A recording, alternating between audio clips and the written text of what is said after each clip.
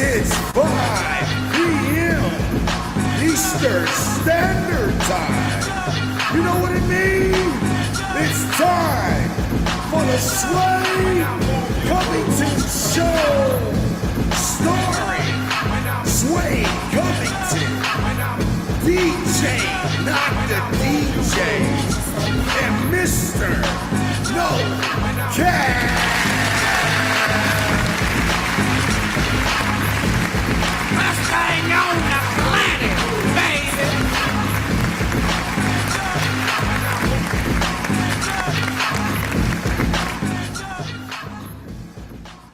What's up? What's up? It's once again another wonderful Wednesday right here with your man Suede Covington on the Suede Covington Show.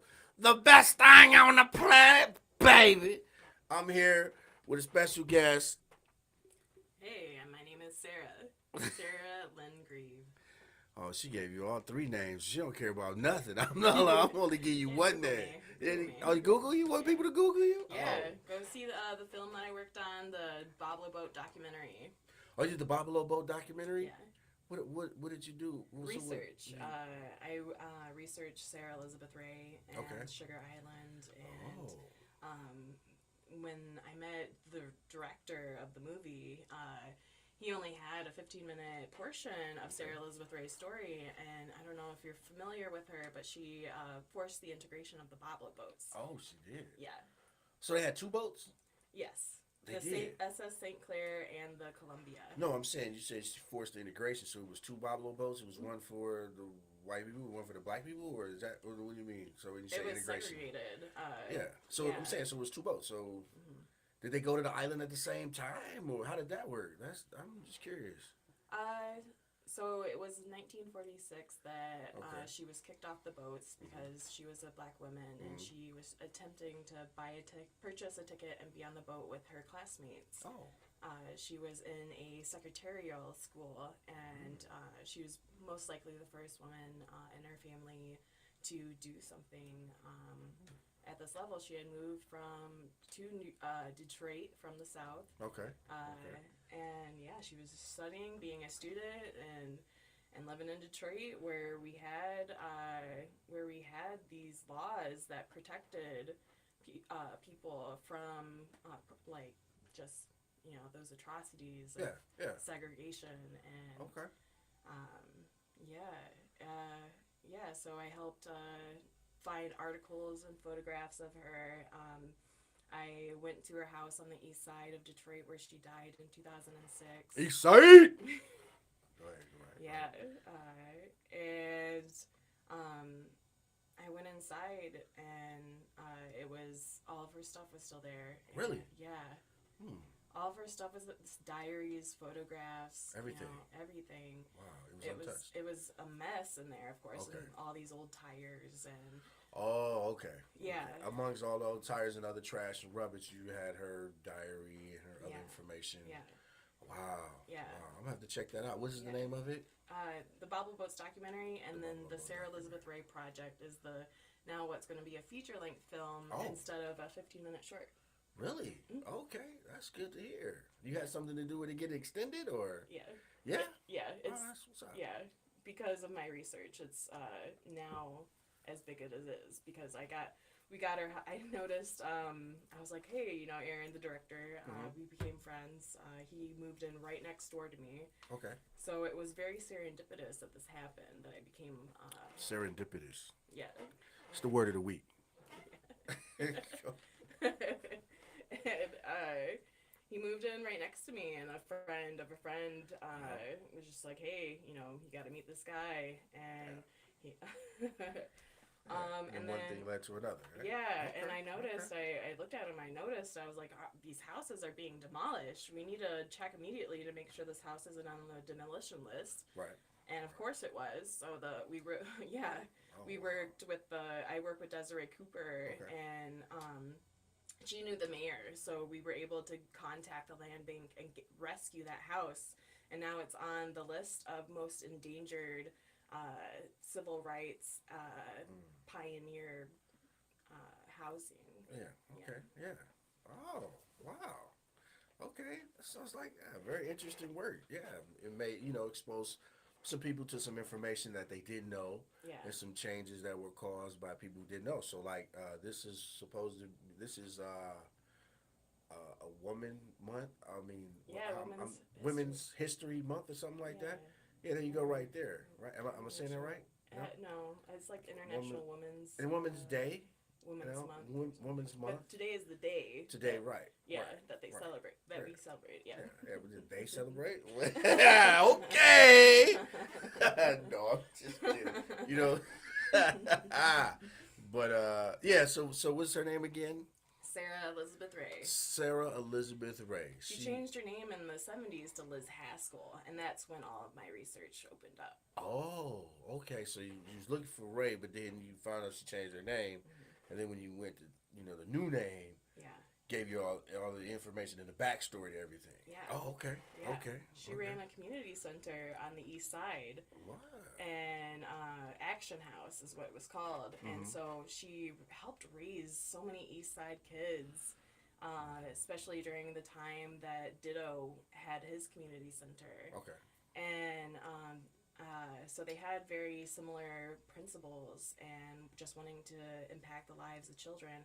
And these children, like, they grew up, they now know her story, and they had no idea she was the woman who didn't did either. that. She didn't let that raise her fame to claim. And, Oh, so she didn't tell him that. right. Right. So she went in to help the community, not using what got her a little notoriety for, causing them to segregate the Babalo boats. Yeah. That's interesting. And so they had two boats. Did they go down the river at the same time? Yeah, It's like they people used to throwing race. stuff. Yeah. Because I'd be throwing stuff at the other boat. Just, Yeah, I'm 'cause- sure you weren't the only one. Yeah. I heard You know. stories that people used to, because I was born in '93, and that's the year that it closed. Yeah. Um, Oh, so you never got a chance to go to Babalo? no. Oh. I did pass it when I was doing Sugar Island. You passed it. research. And to your right, we have the Babalo boat. It was established in right. Okay. Right. So you got a chance to. So you never got a chance to get on the rides or anything. No. Oh, right. I think now it's all condo housing. Yeah. The dance hall is still there. They Okay. just took down the Needle last year. Oh, okay. And the other roller coasters are. They were all sold off. Okay. So you might see them at Machine Adventures or Cedar Point. Oh, Cedar Point. I don't know, man. Cedar Point, they rides be just terrified, and they, go higher and bigger every year. So Yeah. I don't know if maybe they did. Maybe some of them went over there. Said the pirate ship was on Babalo. Yeah. There's a couple other rides. They had like a corkscrew and some other stuff. Yeah, Babalo was cool. Yeah. Yeah, it made you feel like you were leaving somewhere because you had to get on the boat and ride this slow boat. Right. I think the boat was like a An hour and a 45-minute ride. half. Oh, it was an hour and a half? Yeah. Wow, it was an hour and a half. Yeah, well, because then you had to play the music and you was dancing on the boat. And then you had a little girlfriend while you was on the boat, but you didn't have a girlfriend when you was on the island. And then when you got off the boat to go back home, you had another girlfriend that you danced with. And then you may or may not still talk to her once you got off the boat. So it was just crazy. It was a lot of fun. Gotta love Detroit for open-mindedness. Yeah. That's true. Yeah, I didn't never know. That it, the time I started riding it was already segregated. So integrated rather. So I never knew that. It was everybody was on the boat going. You know what I'm saying? Yeah. Yeah. So I'm really trying to get a mural. My dream would be to get a bronze statue of her done somewhere in the city. And Oh wow. yeah. Okay. Have you ever Austin Brentley, amazing local statue artist, Okay. works out of the Russell Industrial Center. He is who I have in mind if I was able to get some funding. Oh, to have him do the sculpture? Yeah. Oh wow. That's interesting. Yeah, I've never thought about getting a bronze statue made. If anybody, if anybody, it'd be me somewhere. You know what I'm saying? With the inscription at the bottom, best thing on the planet, baby. I would never. You know what I'm saying? I don't know. Maybe somewhere down the line, I may find somebody who I do some research on that's really inspirational to that point to make me want to get a what. You know what? So what? That's interesting. So, cause like I said, I've never thought about it. I don't think me and my friends ever discussed doing something of that nature, to having a statue built and put somewhere in honor of somebody. What goes through your mind when you think of that? Like, what gave you the idea? Say, oh, I know what I'll do. I'll get a bronze statue made and placed somewhere to honor somebody, to make it known what they did and what the situations were and where we came from and where we at now. Well, like what ticked in that? What caused that? When I was doing my research, I really got like consumed with, you know, her life and her story. And when she died in 2006, she was alone and in poverty. And Desiree Cooper had just interviewed her a few months up previous because she was ready to tell her story. And Desiree said that, you know, when she went over there, Sarah or Liz Haskell said, I would offer you some coffee or tea, but I don't have anything. And I just want to, you know, get her flowers. And I feel like, for me, like, the reason why I moved to Detroit from Ypsilanti is the art and the culture and, you know, the galleries and Sidney G. James was somebody that we interviewed to do a mural back way before when I first started getting on it. Like that was like immediately I was like, I gotta get her face on the skyscraper of Detroit. Okay. You know, immortalize her and get her face to be seen because, you know, it is important to have representation. Okay. And And that what consumed you, what just overtook your thoughts to try to get that done. yeah. Okay. Because I mean, I wonder sometimes, like, what caused someone to want to support someone to do a mural or to do a statue, or like, I mean, you know what I'm saying? It's not like a building where the building actually serves customers or serve people. The statue is just an inanimate object that's there. Yeah. And it represents something. Yeah, truly it does. Yeah. But I just never really, you know, was like, yeah, okay. Which is why I see the statues, I'm like, oh, okay, that's a nice statue, you know. But I see a building, I'm like, yeah, I could build a hospital and put my name on it. Or I could see myself building a library and having the Suede Covington Library, you know what I'm saying, something like that established, but just never a mural or a statue. And it's like, yeah, I've never really thought of. So now I think I'm going to commission this guy and see to build the Suede Covington statue. Yeah, for And your library. Yeah, and put it in there. Yeah, no, not for the library. No. Well, that'd be cool. You know, you could have like little steps, you know, leading to your statue, and like kids could sit on your stoop and read books. Yeah, yeah. Well, I was thinking that was going to be the the setup anyway. Outside, you can read those steps with the Suede Covington statue. It's the best thing on the planet, baby. Yeah. Bam, yeah, like that. Or is you pointing down at the sign? Yeah, the kids, you know what I'm saying? It's the kids. You gotta look at check out the kids. Yeah, okay, you know what? Yeah, that's I mean, And the coolest thing was last summer before the movie was released, Okay. Palmer Park did a local history festival. Yeah. They do yeah. that every year. They do the festival every year. So Yeah. that festival was part of. I mean, Well, they honored her. At that festival. Yeah. It seems like a weekend, or either a day or it's 2 days, something like I think that. it was 2 days. It's 2 days, yeah. Yeah, Because they do the and- log cabin, and you can walk through the log cabin. It's the history of the log cabin. Yeah, I'm familiar with that. Yeah. Nice. Yeah. Yeah, they there was a group of young dancers, and they told her story through interpretive dance, and just like there was even a young woman on that team who made T-shirts like "I am Sarah," Oh, okay. and like I'm getting chills thinking about it now because it was just like representation is so powerful, and now those girls from Detroit have a Detroit civil rights icon Oh, okay. from the East Side. From the from the east side. Okay. All right, I like that. That's good. That's good. That's inspirational. It's motivational, and you know what I'm saying. And that's part of 90% of what the Suede Covington show is about. Inspiring, motivating, educating the viewers, about a lot of different things in life and how to look at things differently. Just because you grew up one way doesn't necessarily mean you have to live your total life that same way. Right. There's always options for you to change or to redirect which direction you're going in, you or your family members, so you're not stuck where you are. There's always ways to move above where you are and past what you're doing to become great, to become the best thing on the planet. Right. So yeah, that's what it's about. That's what's up. Yeah. So you know what? Now so we Suede Covington, we talk about everything, all type of topics. So we had a topic today. So I don't know how you're gonna take this topic, right? It's just whoo. Okay, so so I was gonna talk about Jessica Krug. Had you heard about her?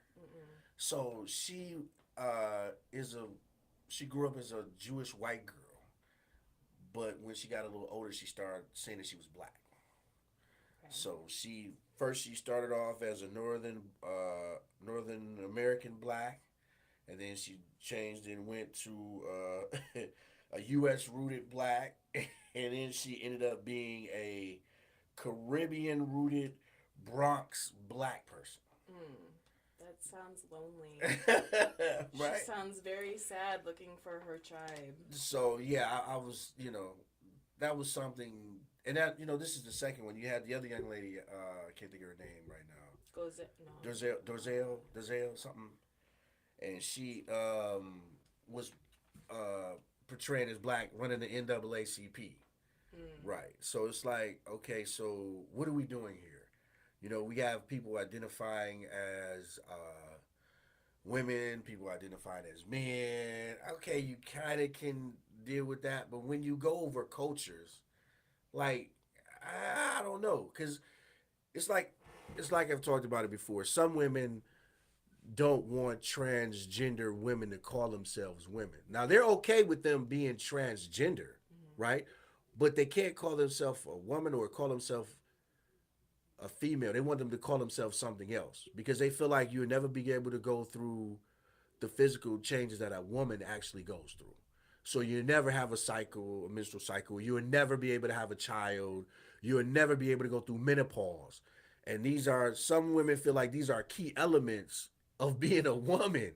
And if you can't do that, you can't call yourself a woman or a female. You got to call yourself something else.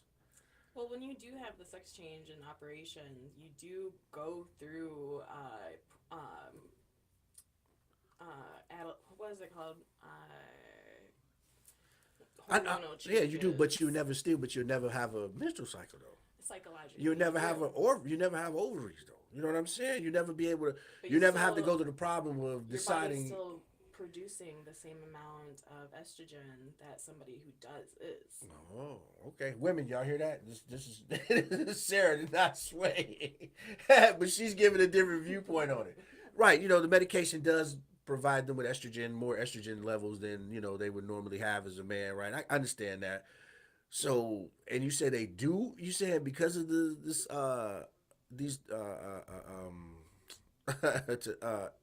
estrogen shots or all of the hormones, they still go through what? What do they go through?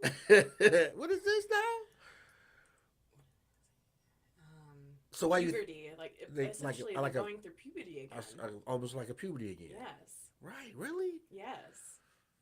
Because your body is getting all these chemicals. Oh, it's like changes. So it's like a change. So right in puberty, your body changes, but you go from. It's changing your molecular structure. That's why. So now you're a mutant.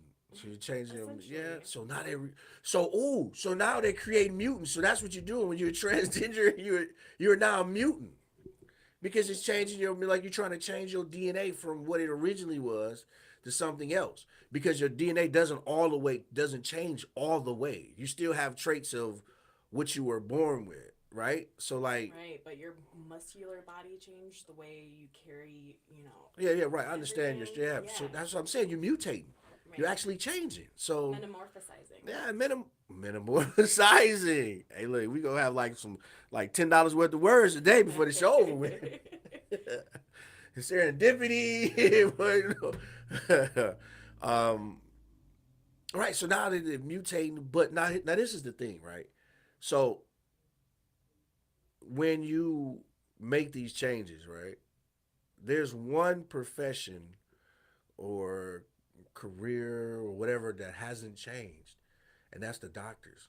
When you born a woman, they still revert back to your chart as being a woman. And when you born, you still born a female or a male. It doesn't change. Even when your medical records come in, it still says that you were a male or female. So if the medical field hasn't accepted that, then why do we have to accept it?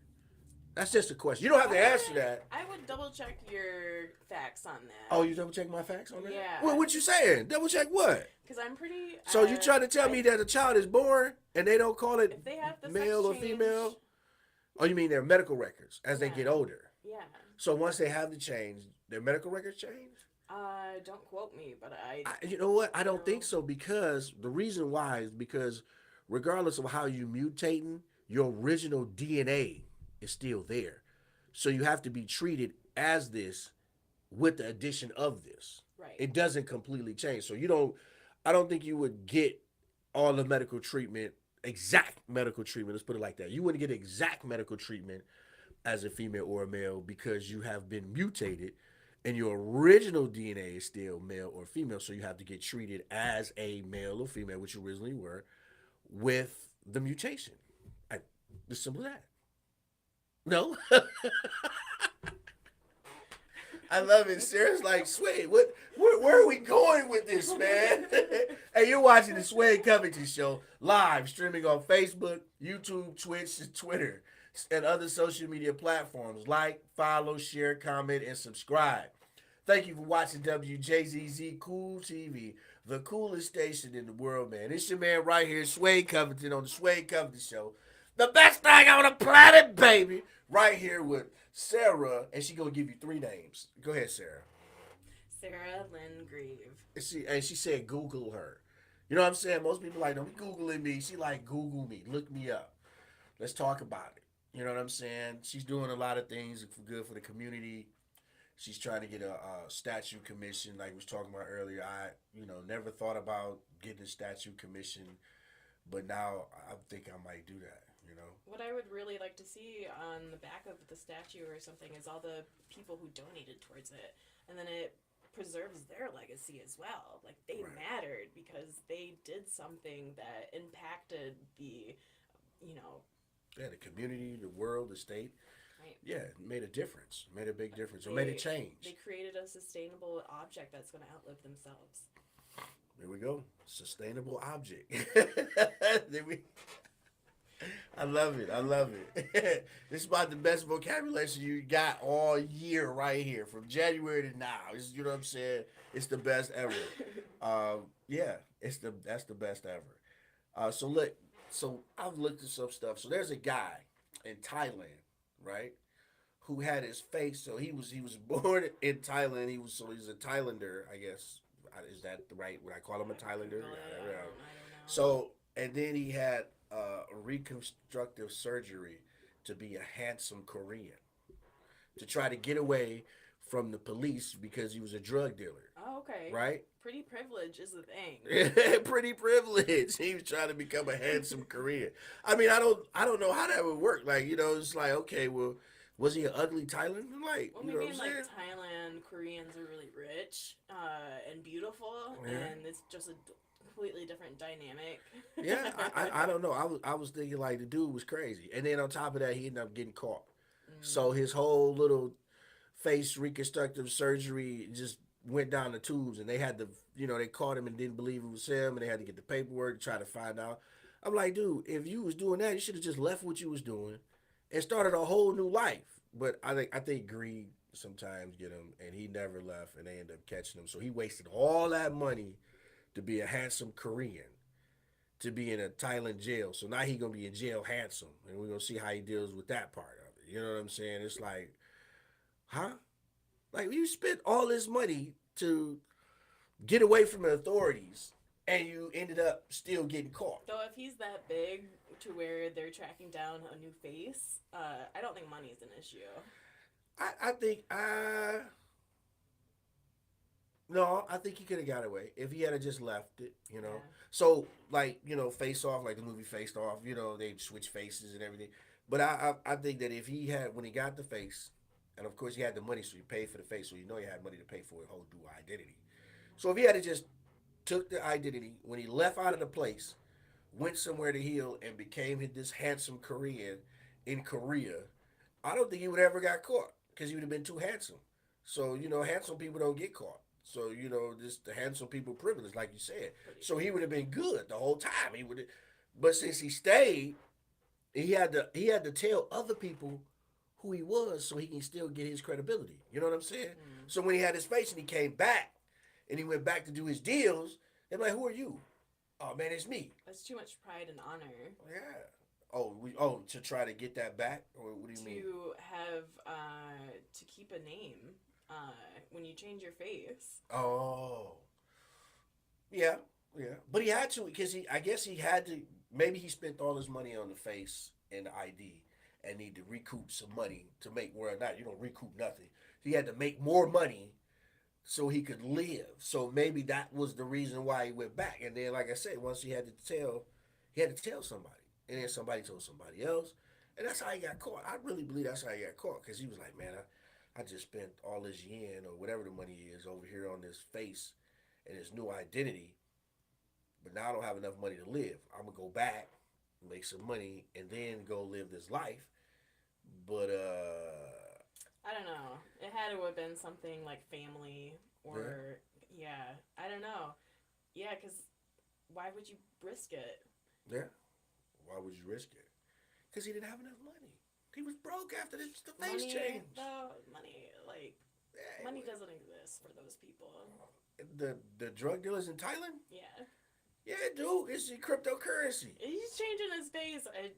He's got enough. Yeah. Well, you don't know. It might be cheaper over there. A lot of people leave the states to go get their bodies altered, to go get plastic surgery. Excuse me. To plastic surgery, to get reconstructive surgery. Yeah. It's people leave go to Mexico to get the teeth fixed. You know what I'm saying? They go over to get Because the reconstructive surgery to change to be transgender, whatever. They leave out the country, so it might be cheap. I think the most expensive thing may be the plane ticket. So I mean, hey, I don't know. I think he went over there and was like, hey, I need that same package, and they was like, man, who are you? He's like, it's me. It's like, no, it's not you. What do you mean? It is me. It's like, how do we know it's you? Well, he had to tell him something for them to realize it was him. And it's like, oh, it is you. And then he started making the moves and doing the deals again. And then it filtered down. And then it got to the cops and it was like, hey, man, oh boy, he changed his face. That's him. I was like, what? Yeah, that's him. And I think that's the only way he got caught. Like, he had to kept it moving or did a couple deals and got out of there. He'd have been free. But, he was greedy. So, look, all you greedy people who change your face to try to get away from cops, stay gone.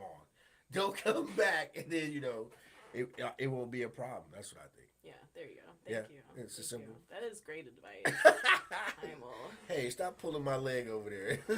You gonna remember that? You gonna use that the next time your criminal organization is brought